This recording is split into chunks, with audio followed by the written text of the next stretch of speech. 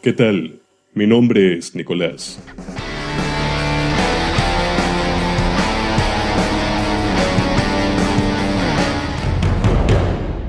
Les doy la bienvenida a la segunda emisión de Hablemos desde la parapsicología, pero antes de retomar las posesiones diabólicas, creo que es importante recapitular un poco todo lo que vimos con anterioridad. Tomando como ejemplo el caso plasmado en El Exorcista, comenzamos a trazar un análisis del síndrome parapsicológico de automatismo y disociación. Enumeramos varios de los síntomas habituales que componen el periodo de inicio, mientras que también tocamos por encima el tema de la sugestión y las influencias y cómo algunos factores actúan como una suerte de preanuncio de todo lo que está por venir. Si todavía no vieron el video anterior o precisan refrescar otro poco la memoria, en la caja de descripción tienen el enlace directo. Porque hoy tenemos que continuar adentrándonos en el infierno.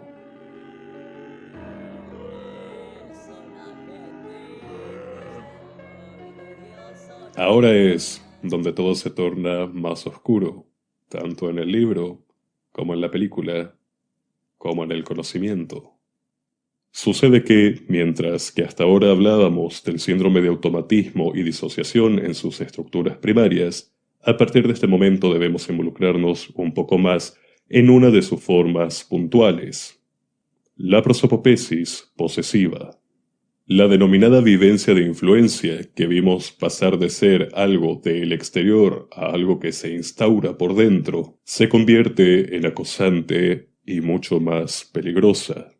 Esta fuerza ha logrado ingresar violentamente y ahora convive con la personalidad original en una constante lucha por ver cuál de las dos va a controlar el cuerpo, la mente y la voluntad.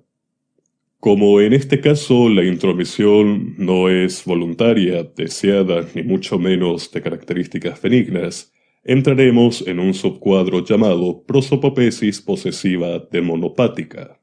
Desde la sombra más oscura de la vida, emerge el verdadero terror. Pasás de ser un individuo único, capaz de elegir y tomar decisiones, a una marioneta cuyos hilos son movidos por algo tan perverso que solo busca destruir todo y a todos los que amás, e incluso a vos mismo, sin que puedas hacer nada para impedirlo. La semiología habitual y fundamental de la PPD suele incluir seroglosia, una habilidad sobrenatural en que la persona es capaz de comunicarse de forma oral o escrita en idiomas o lenguas que nunca estudió. Encontramos esto en el momento donde el padre Carras dialoga en latín, alemán, griego antiguo y hasta en francés, con quien se autopercibe como el diablo. Lenguas completamente desconocidas para Reagan. Clarividencia y clariaudiencia junto con precognición y retrocognición. Habilidad de saber cosas pasadas o futuras sin que exista evidencia que justifique el tener esta información. Durante esa misma charla, es el demonio quien le informa a Carras que su madre está presente y que si quiere enviarle un mensaje, él hará que lo reciba. Obviamente alude al reciente fallecimiento de esta mujer, hecho que Reagan no tendría forma de saber. Pero no vamos a negar que después de todo el demonio era diligente. Manifestaciones de fuerza física sobrehumana. Y no me estoy refiriendo al acto de girar de tal manera la cabeza, sino a los espasmos y a los golpes capaces de dar. Todo esto indica que existe una alteración psicomotriz bastante grande. Después de todo, acá podemos incluir como una reseña interesante la muerte del director Bark Dennings. Sabemos que cayó por esas largas y emblemáticas escaleras, quebrándose el cuello. Sin embargo, el teniente Kinderman sopesa muy seriamente que esto no haya sido accidental, sino un asesinato. De nueva cuenta, en el capítulo 4 de la parte 2, podemos leer estos pensamientos de Kinderman. Al abrir los ojos, leyó el informe del forense sobre Dennings. Fractura de cráneo y cuello, numerosas contusiones, desgarros y abrasiones, estiramiento y equimosis de la piel del cuello, elongación del esternocleidomastoideo, del esplenio, del trapecio y de varios músculos menores, con fractura de columna y vértebras, y elongación de los ligamentos espinosos anterior y posterior. Cerró los ojos nuevamente y recordó la conversación sostenida con el forense del distrito, a las 12:05, la noche en que murió Dennings. ¿Puede haberse hecho todo esto en la caída? No, es poco probable. Los esternocleidomastoideos y los músculos trapecios bastan para impedirlo. Tenemos luego las diferentes articulaciones de las vértebras cervicales que ofrecen resistencia, así como también los ligamentos que unen los huesos. Hablando llanamente, ¿es posible o no? Por supuesto que es posible, ya que estaba borracho, y esos músculos, en tal circunstancia, se hallaban sin duda algo relajados.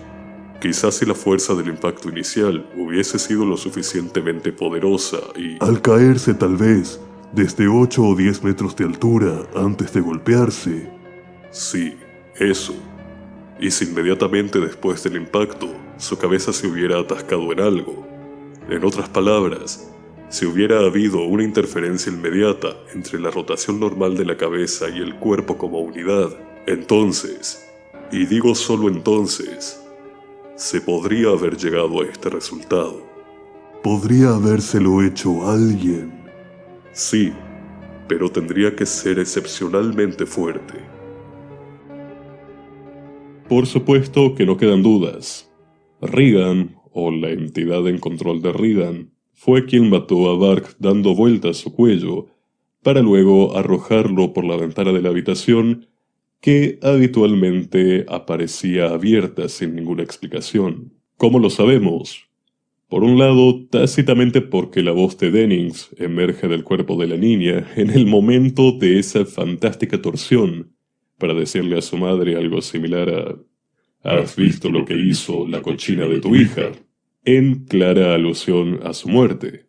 Ya desde un punto de vista más explícito, conocemos esta información porque el teniente hizo un levantamiento de huellas tanto del cadáver como de una de las artesanías que hizo Regan antes de caer enferma, y a su vez las cotejó tanto con una hoja escrita a máquina de blasfemias que fue encontrada en el altar de la iglesia y un esbozo de carta que estaba escribiendo la secretaria de Chris.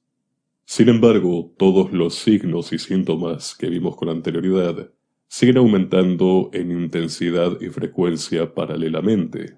Dentro de las formas clínicas de las demonopatías, siempre conviene determinar el grado de compromiso del sujeto, que en este caso es total.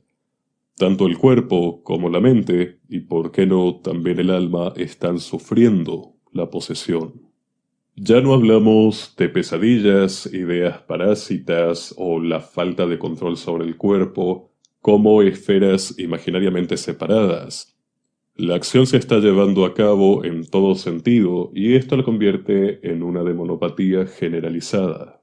Pero, como en todo proceso en esta vida, podemos marcar diferentes ciclos. El primero de estos se conoce como fase convulsa. En este caso, la descarga sinérgica se manifiesta de manera masiva a través de gritos, crisis de llanto histérico y, por supuesto, convulsiones. La contractura muscular está acompañada por espasmos tónicos aleatorios que en su conjunto provocan que la respiración ya no sea apacible o automática, sino que se convierta en un verdadero y ruidoso esfuerzo. Pasamos a la fase clowniana, donde a los fenómenos psíquicos también se les unen los fenómenos físicos de índole sobrenatural. La energía condensada, junto con la crisis psicomotora, podría llevar incluso al raro fenómeno de levitación corporal, ya sea parcial o absoluta. En el periodo pasional aparecen las provocaciones de índole erótica, donde el placer se revuelve con el dolor para crear situaciones dantescas, con el principal objetivo de lastimar hondamente no solo la carne. Pero también aparecen las de índole blasfema, donde lo sagrado se convierte en algo amenazante y por lo tanto en algo que hay que evitar, destruir o corromper tanto como para que pierda el grado de virtud. De esto tenemos el claro ejemplo de la utilización de un crucifijo para eso que no puedo mencionar en YouTube. Pero en la película nunca se nos muestra ni se nos cuenta cómo es que un objeto similar puede llegar a las manos de Regan, sobre todo si consideramos que en esa casa nadie profesa ninguna fe ni es adepto a ninguna religión.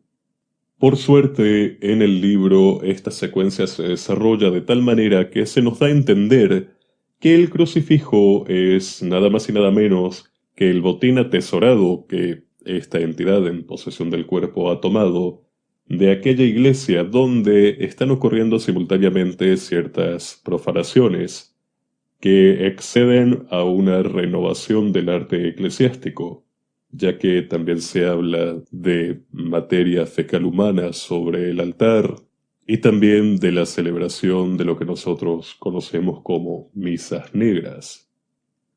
Aunque suena muy aburrido el tener que celebrar cualquier cosa solo, no sabemos si esto era tan así, si quizá en ese momento se congregaban otras personas en igualdad de condiciones o quizá otras entidades diabólicas. Estas tres fases no tienen por qué desenvolverse de manera lineal o siguiendo un determinado orden, pues se alternan arbitrariamente incluso de a dos o por qué no las tres juntas. Un claro ejemplo es que las funciones vitales de Regan descienden hasta niveles casi imperceptibles luego del clímax del exorcismo, en el que diversos objetos salen disparados contra los sacerdotes para luego blasfemar y acabar levitando. Pero en las escenas siguientes la tenemos incorporada en la cama, pasando del sopor a la risa burlona ante el cadáver de Merrin. Si esto no engloba las tres fases que acabamos de ver,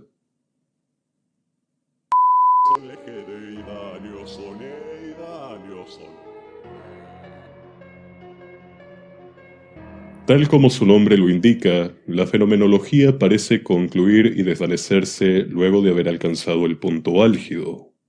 En el caso de esta obra, sabemos que esto sucede porque la entidad obtiene lo que tanto quería: unirse al padre Carras, o que él se uniera a ella. Si dejáramos las cosas tal y como están en este punto, diríamos que la remisión fue completa. Podemos ver a Regan, siendo Regan, recuperar todas sus facultades habituales, al mismo tiempo que desaparecen las que tenían que ver con la prosopopesis en sí. Todo esto también unido a que el quiebre que veíamos en un comienzo, instalado en su conciencia, ahora se ha movido a su memoria, siéndole imposible recordar qué sucedía en los ataques. Estaríamos ante un final relativamente feliz, ¿verdad? Pues, si abrimos la línea temporal de Regan, esto no es tan así. Sabemos que en la secuela oficial estrenada en 1977, y donde nuestro personaje ya tiene 5 años más, vuelve a toparse con esta entidad maligna. Quizá no de la misma manera, pero sí en un marco donde la influencia de este ser vuelve a interponerse en el correcto fluir de su vida. En este caso, la remisión ya no puede ser llamada total, sino parcial. La influencia del mal vuelve a ser externa, no concretándose una posesión total como antes, al menos no en ella. Pero, si vemos un poco más allá y tomamos en cuenta los sucesos acontecidos en la primera temporada de la serie, estrenada en 2016, estaríamos ante la posibilidad de que nunca existió una remisión pura como tal, sino una especie de intermisión, o lo que es igual a decir, un periodo de estabilidad entre periodos de ataque, estaríamos ante la cronicidad del cuadro, ya que el mismo como tal jamás terminó. Simplemente se mantuvo larvado y latente en el interior, hasta que una nueva crisis, lo suficientemente fuerte, lo despertó. Tendremos que esperar con algo de suerte hasta el próximo año para ver cuál es la historia que nos contará la primera película de esta nueva trilogía de secuelas. Bien, ya sabemos qué opina la parapsicología sobre el fenómeno de posesión, cómo se encuadra y qué podemos esperar de él en cada momento. ¿Esto significa que la posesión puede ser real? Sí, diversos autores afirman haber investigado algunos casos, lo suficientes como para trazar este mapa mental de desarrollo. Sin embargo, si de posesiones hablamos, el abanico es mucho más extenso que la prosopopesis posesiva o las demonopatías. Después de todo, el diablo no siempre está atrás de estos hechos, como lo dijo el psiquiatra. Los casos más fáciles de tratar son aquellos en que la entidad posesora es el espíritu de algún muerto. Y tengo que darle la razón. Eso sin contar que existen también otra serie de síndromes parapsicológicos muy bien documentados. Afortunadamente, la gran mayoría de la población jamás sufrirá una posesión, no al menos diabólica, ni será espectador de una más allá de las pantallas del cine. Pero el riesgo nunca es cero. Les recuerdo que el libro está basado en hechos reales, más allá de que tanto se hayan exagerado los mismos. Igual calma, ya sé lo que todos están preguntando y no. La respuesta es no. Nadie puede girar su cabeza de esa forma, al menos no por sí mismo. Precisaría la ayuda de alguien más, pero no viviría para contarlo. Y eso es todo. Por ahora, hemos terminado. Si disfrutaron de esta entrega y no quieren perderse ningún futuro video, recuerden suscribirse y activar las notificaciones. Por consultas pueden seguirme en Instagram y en caso que quieran comentarme sus experiencias personales, pueden hacerlo a través de esta dirección donde todavía estoy aceptando sugerencias sobre qué relatos, libros, películas o adaptaciones de terror en general les gustaría ver analizadas de esta forma. Muchas gracias y hasta pronto.